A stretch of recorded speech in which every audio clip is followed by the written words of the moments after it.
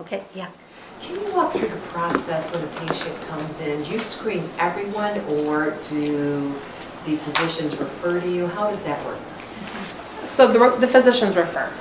Absolutely, I think there are more than 6,000 patients that come through the clinic every year. So, 10 physicians seeing patients at 20-minute intervals. They refer almost all of them to me.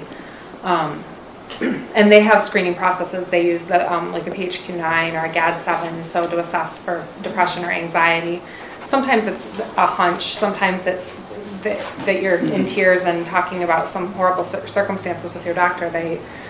When there's an acute crisis, they'll come and knock on my door no matter what I'm doing and say, this person seems like they're in a major crisis.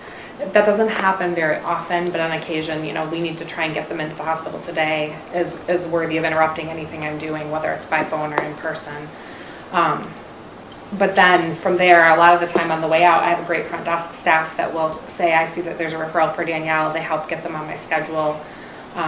I almost always, within a week, have availability to see a new patient for what full-time? Full-time in the clinic. I think one of the few social workers who's full-time in one place within the health system. Okay, so the health system, you said some patients you bill when you can, but others you just see. Mm-hmm. So the health system must subsidize your salary then? Yes. That's how it works?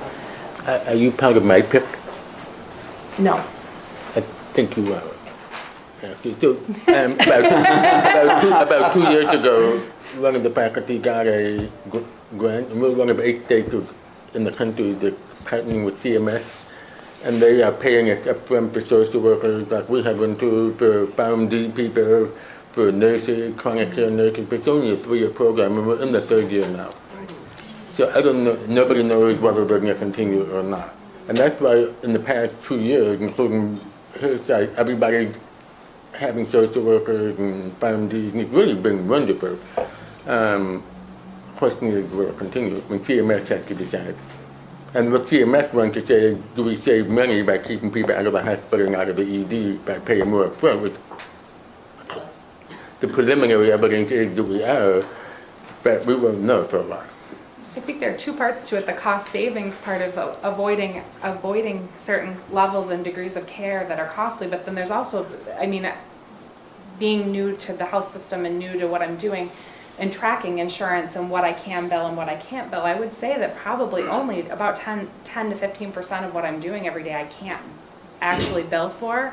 I can't tell you reimbursement-wise because I haven't been there long enough to actually see, but I'm seeing enough to say that I think that there's a good portion of my salary that I actually am able to bill for. So in addition to there being some funding out there for avoiding cost of care and some support for that, there really is. If you balance your workload and caseload well, it does sort of offset itself a little, at least to some degree.